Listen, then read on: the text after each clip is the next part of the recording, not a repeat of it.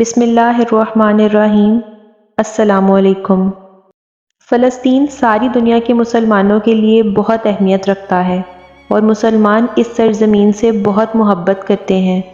اس محبت اور اہمیت کی وجوہات آج اس ویڈیو کا موضوع ہوں گی، مگر اس سے پہلے چینل کو سبسکرائب کر لیں اور ویڈیو کو پورا دیکھیے گا۔ تو چلیے اب ان ایمان افروز وجوہات کا ذکر کرتے ہیں۔ ہم تمام مسلمان فلسطین سے اس لیے محبت کرتے ہیں کہ فلسطین انبیاء کرام علیہم السلام کا مسکن اور سرزمین رہی ہے۔ حضرت ابراہیم علیہ السلام نے فلسطین کی طرف ہجرت فرمائی۔ اللہ تعالیٰ نے حضرت لوط علیہ السلام کو اس عذاب سے نجات دی جو ان کی قوم پر اسی جگہ نازل ہوا تھا۔ حضرت داؤد علیہ السلام نے اسی سرزمین پر سکونت رکھی اور یہیں اپنا ایک محراب بھی تعمیر فرمایا۔ حضرت سلیمان علیہ السلام اسی ملک میں بیٹھ کر ساری دنیا پر حکومت فرمایا کرتے تھے۔ چیونٹی کا وہ مشہور قصہ جس میں ایک چیونٹی نے اپنے باقی ساتھیوں سے کہا تھا، اے چیونٹیوں اپنے بلوں میں گھس جاؤ، یہیں اس ملک میں واقع اسکلان شہر کی ایک وادی میں پیش آیا، جس کا نام بعد میں وادی النمل چیونٹیوں کی وادی رکھ دیا گیا۔ حضرت زکریا علیہ السلام کا محراب بھی اسی شہر میں ہے۔ حضرت موسیٰ علیہ السلام نے اسی ملک کے بارے میں اپنے ساتھیوں سے کہا تھا کہ اس مقدس شہر میں داخل ہو جاؤ۔ انہوں نے اس شہر کو مقدس اس شہر کے شرک سے پاک ہونے اور انبیاء علیہم السلام کا مسکن ہونے کی وجہ سے کہا تھا۔ اس شہر میں کئی معجزات وقوع پذیر ہوئے، جن میں ایک کنواری بی بی حضرت مریم علیہ السلام کے بطن سے حضرت عیسیٰ علیہ السلام کی ولادت مبارکہ بھی ہے۔ حضرت عیسیٰ علیہ السلام کو جب ان کی قوم نے قتل کرنا چاہا تو اللہ تعالیٰ نے انہیں اسی شہر سے آسمان پر اٹھا لیا تھا۔ ولادت کے بعد عورت اپنی جسمانی کمزوری کی انتہا پر ہوتی ہے۔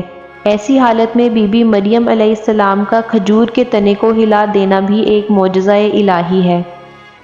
قیامت کی علامات میں سے ایک حضرت عیسیٰ علیہ السلام کا زمین پر واپس تشریف لانا اسی شہر کے مقام سفید مینار کے پاس ہوگا۔ اسی شہر کے ہی مقام باب لد پر حضرت عیسیٰ علیہ السلام دجال کو قتل کریں گے۔ فلسطین ہی ارض محشر ہے۔ اسی شہر سے یاجوج ماجوج کا زمین میں قتال اور فساد کا کام شروع ہوگا۔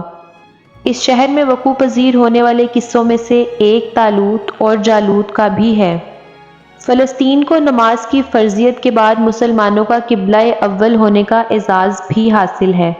ہجرت کے بعد حضرت جبرائیل علیہ السلام دوران نماز ہی حکم ربی سے آقا علیہ السلام کو مسجد اقصیٰ فلسطین سے بیت اللہ شریف مکہ مکرمہ کی طرف رخ کروا گئے تھے۔ جس مسجد میں یہ واقعہ پیش آیا وہ مسجد آج بھی قبلتین کہلاتی ہے۔ حضور اکرم صلی اللہ علیہ وآلہ وسلم معراج کی رات آسمان پر لے جانے سے پہلے مکہ مکرمہ سے یہاں بیت المقدس فلسطین لائے گئے۔ سرکار دو عالم صلی اللہ علیہ وآلہ وسلم کی اقتداء میں انبیاء کرام علیہم السلام نے یہاں نماز ادا فرمائی۔ اس طرح فلسطین ایک بار پھر سارے انبیاء کا مسکن بن گیا۔ سیدنا ابو ذر رضی اللہ تعالیٰ عنہ کہتے ہیں کہ میں نے رسول اللہ صلی اللہ علیہ وآلہ وسلم سے عرض کیا کہ زمین پر سب سے پہلی مسجد کون سی بنائی گئی؟ تو آپ صلی اللہ علیہ وآلہ وسلم نے فرمایا کہ مسجد الحرام یعنی خانہ کعبہ۔ میں نے عرض کیا کہ پھر کون سی مسجد بنائی گئی؟ تو آپ صلی اللہ علیہ وآلہ وسلم نے فرمایا کہ مسجد اقصیٰ یعنی بیت المقدس۔ میں نے پھر عرض کیا کہ ان دونوں کے درمیان کتنا فاصلہ تھا؟ آپ صلی اللہ علیہ وآلہ وسلم نے فرمایا کہ 40 برس کا، اور تو جہاں بھی نماز کا وقت پالے وہاں نماز ادا کر لے، بے شک وہ مسجد ہی ہے۔ وصال حضرت محمد صلی اللہ علیہ وآلہ وسلم کے بعد حضرت ابو بکر رضی اللہ تعالیٰ عنہ کو ارتداد کے فتنہ اور دیگر کئی مشاکل سے نمٹنے کے لیے عسکری اور افرادی قوت کی اشد ضرورت کے باوجود بھی ارض شام فلسطین کی طرف آپ صلی اللہ علیہ وآلہ وسلم کا تیار کردہ لشکر بھیجنا بھی ایک ناقابل فراموش حقیقت ہے۔